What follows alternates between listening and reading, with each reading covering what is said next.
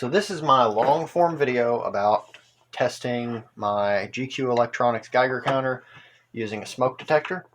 Uh, so most likely if you've bought one of these and you don't already know about Geiger counters, but you probably bought one because they're advertised as health devices to help you find radioactive things in your environment.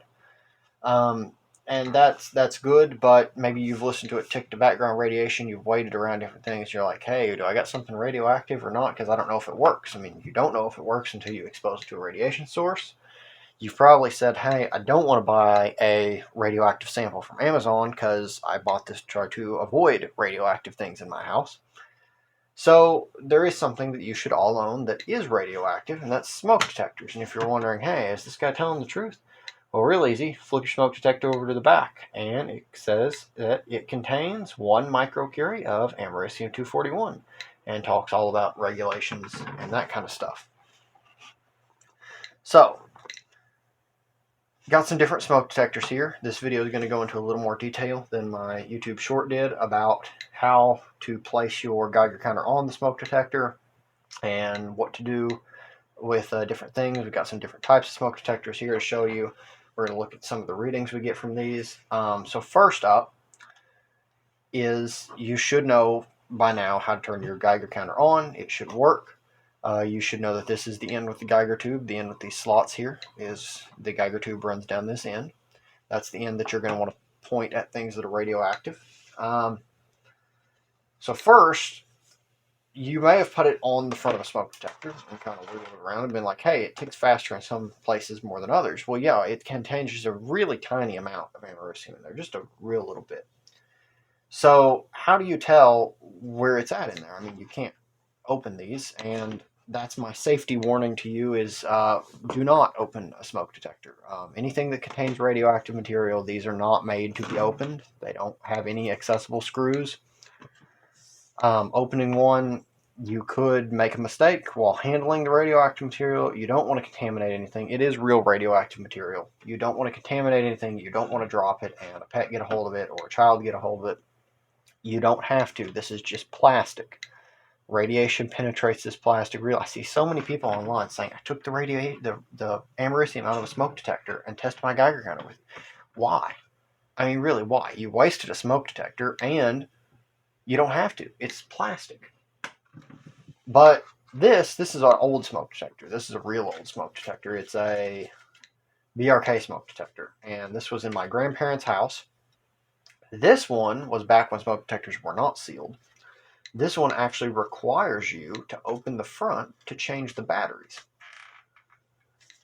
If I can get a hold of it, they didn't make it easy. There we go. It requires you to open the front to get to the battery, where the battery goes. Now this one has stopped working. The battery leads are corroded, but it's expired anyway by like a long time. But you'll see, this allows us to tell better how a smoke detector works. Bring my lamp down here.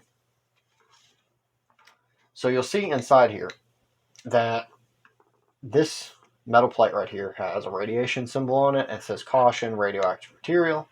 So that's where your radioactive material is. Don't open that. If you're wondering, you can kind of look through the vent on the bottom of another one and kind of find that same unit, that same shape. On this one, it's right there. You can kind of see it through that vent on the bottom. But if you're wondering how to get to it, how to place your Geiger counter, if you can't see it, we learned something by opening this one, and that is, this is your speaker. There's where the radioactive material is, and this is where your button is. You notice your button presses this rod here, and when this rod goes down, it is right in between where these two are. There's not much circuitry in these things. This rod is right here, so you'll notice that you got your button, or your light, where your LED is, speaker, radioactive material. So, you know where your speaker is, you know where your button is. You can take your Geiger tube and line it up in a straight line, and you'll get right over where that radioactive material is. And you can see the Geiger counter is already ticking faster. And this works for any of these. This one's a kitty. place it, line it right up, speaker, button, radioactive material will be right here. When I move it into the right place, starts ticking faster. Same way for this one. This one's a first alert. You got your speaker. Now this one, your button's up here, so this one's a little bit more confusing to follow. So you may have to turn it over and see through this vent where it is, but you see it's still right here. So you can kind of line it up. Kind of, if you have a first alert one, it's where it says do not paint. And you can put it over where it says do not paint. And you'll start getting readings. Now, of course, the first alert's case is more curved, so it's harder to get it right in the right place. But you'll eventually figure it out. And you can see it's ticking up right now. So, that is how you can know where your radioactive material is. Two ways. You can look around the vent on the bottom and look for this black vented piece, or you can line it up with the speaker and the button. Pretty simple. Makes a lot of sense. So let's talk about these. This one's real old. Of course, americium is not going to stop being radioactive anytime soon. This one's probably 50. No, it's more than 15. I'd say 20. Maybe even more than 20 years old. They had it a long time. Well, let's take a look at the readings we get from this. So I'm just going to lay it on top here. I'm going to, can I stand it up? Will it stand?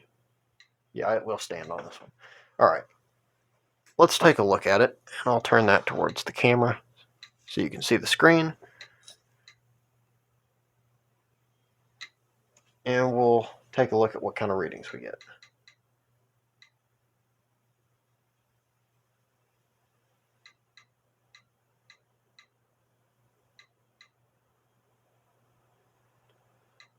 So we're now at 36 counts per minute, 37.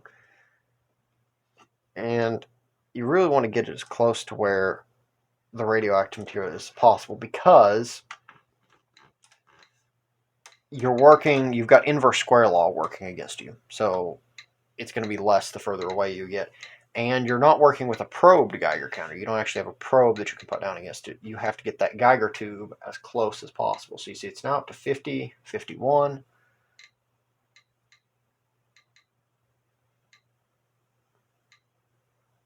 And that's about where it's going to get to.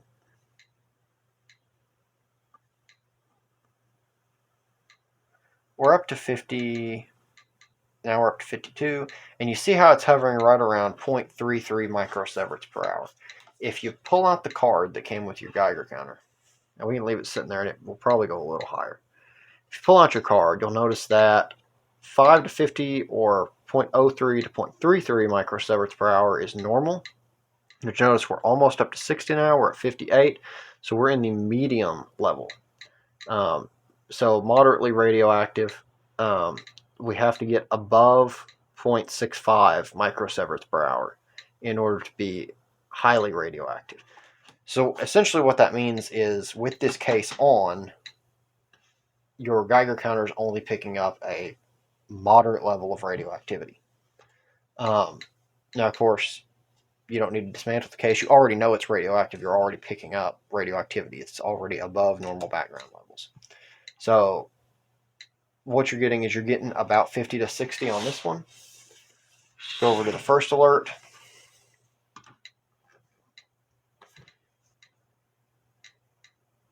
And as you've probably guessed, I've already looked at all these before the video, so I already know it's going to be between 50 and 70 are the readings you're going to get if your Geiger counter is working properly. You see it going up above 50 now. And so, yeah, if you're wondering, is something radioactive? Well, pull out your little card. Is it reading above normal background levels? If it's reading in medium levels, you can say, yeah, this is radioactive to an extent. It's not highly radioactive. I've seen videos of people with Fiesta ware plates. I'd like to, if I find some depression glass, some uranium glass at a flea market or something, I'd like to hold it up to that and see. I've thought about taking this around to a flea market sometime, but you never know what I'll do. But yeah, you can see if it's above normal background levels, you can say, yeah, there's definitely something radioactive in here. Now this one, the first alert, either due to it having a thinner case, it is a pretty thin smoke detector, it's got a thinner case, or I don't know if it has to do when it was manufactured, or the fact that it doesn't have the same black containment unit inside there. I call it a containment unit. It's not really what it is, just kind of a thing that they put it in. It's got a different one. It's got a thinner gray one. It has higher levels of radioactivity than all these others. It counts up faster and it goes higher. I don't know why the kitty one does that. I don't know if new kitty smoke detectors do that. This one's old. This one actually is expired. It's from 2009. I'm not sure. But you see, it is going up faster than the other smoke detectors did. If I just get it in just the right place, you'll see that it will go up pretty high. I don't remember what the alarm I have set on this is. You can change your alarm settings if you want, but they're basically set to go off at a high level of radiation, and it went off one time when I was doing this on this smoke detector. So I don't know, we're up to 70 now, so we're up to 0.43, 0.42, it's bouncing back and forth. It's staying around about 70.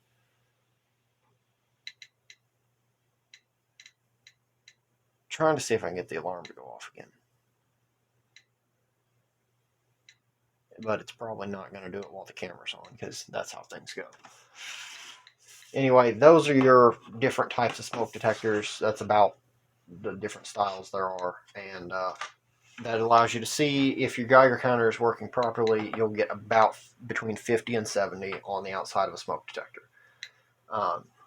Those are numbers I've also seen from other people online saying they tested theirs on a smoke detector, about the same numbers they're getting. So you can assume that your Geiger counter is working properly if those are the numbers you're getting. So that's all for this video. Hope to see you in the next video. And thanks for watching. Remember to like and subscribe.